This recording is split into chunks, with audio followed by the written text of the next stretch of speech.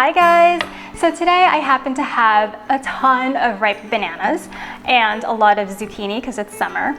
And I also happen to have a lot of leftover quinoa. So I thought today would be the perfect day to show you how I make my zucchini banana brownies. If you are worried about the word quinoa in brownies and don't think it goes together, I promise you it does. It adds extra protein.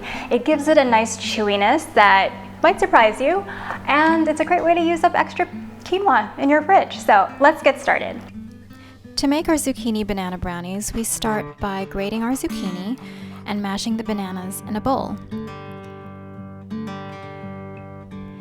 Add an egg and some vanilla and stir it to combine and then set it aside.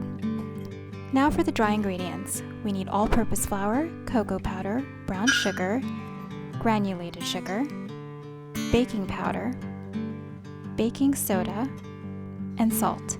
And you're also going to want to add instant espresso coffee. It's optional, but if you have some, I highly recommend it. Give the dry ingredients a whisk and then add your cooked quinoa and your chocolate chips.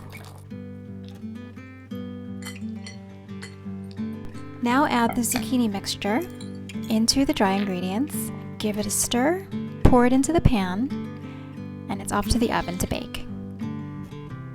When the brownies are done, let it cool completely. Now it's time to slice up your brownies and enjoy. You can find the full recipe by heading over to my website or clicking the link below. Happy baking! It's a great way to get rid of your extra quinoa.